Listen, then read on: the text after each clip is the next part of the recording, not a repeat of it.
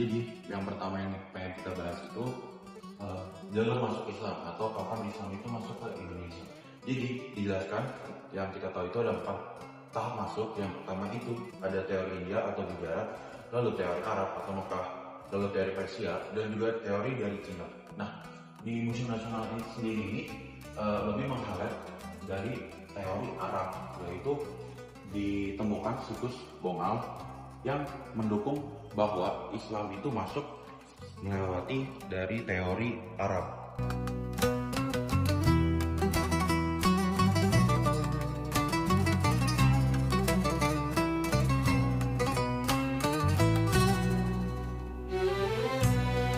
Nah, pembuktian masuknya Islamisasi di Indonesia ini tuh ada dari batu-batu nisan, yang dimana batu nisan ini dari Raja-Raja Aceh dari abad ke-13 Masehi. Kita bisa lihat di sini.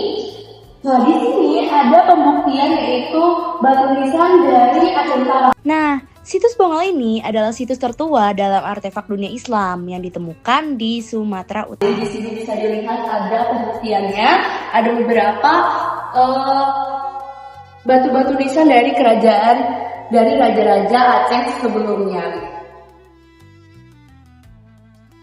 Nah, teman-teman, untuk proses dari bagaimana Islam ini bisa menyebar di Nusantara ini banyak beberapa teori ya. Ada 4 teori yang paling kuat itu. Yang pertama itu perdagangan, terus yang kedua pernikahan, lalu yang ketiga itu karena tumbuhnya kerajaan-kerajaan Islam di Nusantara, lalu yang terakhir itu adalah pendidikan. Nah, untuk teori perdagangan sendiri, seperti yang bisa dilihat di belakang saya ini adalah salah satu situs atau situs yang ditemukan ya di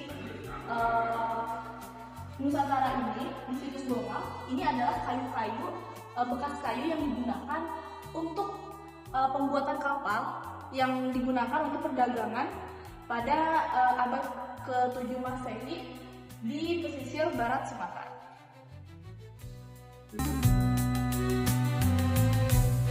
Nah, teman-teman pasti bertanya bagaimana kedua wilayah yang berbeda itu bisa melakukan transaksi perdagangan sedangkan mata uang mereka saja berbeda gitu. Apalagi pada zaman itu kemungkinan Nusantara masih melakukan transaksi barter.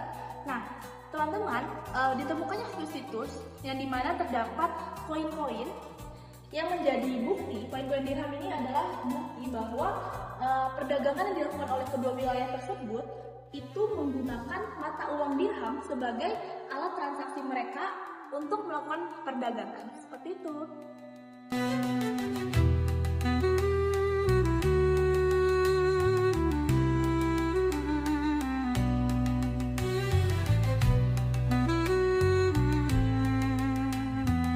Nah, setelah faktor perdagangan, ini ada faktor agama dan juga dari faktor pembelajaran atau dari pesantren atau madrasah-madrasah lainnya. Kita bisa lihat di sini itu ada berbagai mushaf dan juga berbagai Al-Quran. Bisa dilihat di sini ada mushaf dari Lombok dan juga mushaf dari Solo. Hal ini menandakan bahwa masyarakat di Nusantara itu tidak hanya mempraktekkan agama Islam, tetapi juga belajar dan juga mendalami sastra dari Islam itu sendiri.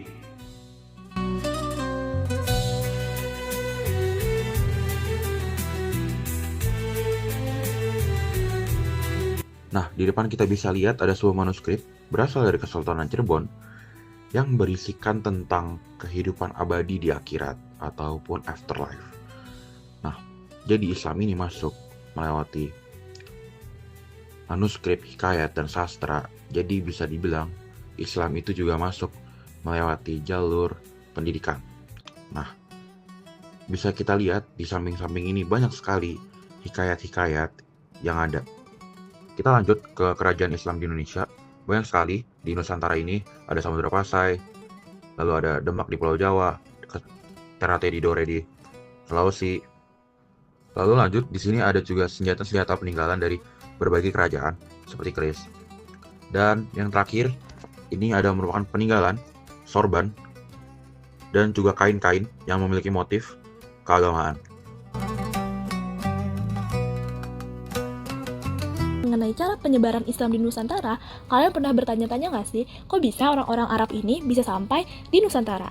Kalau kita ingin menjawab pertanyaan itu, kita harus mengenal namanya angin muson. Jadi, angin muson adalah angin musiman yang menjadi GPS alam para pelaut zaman dahulu.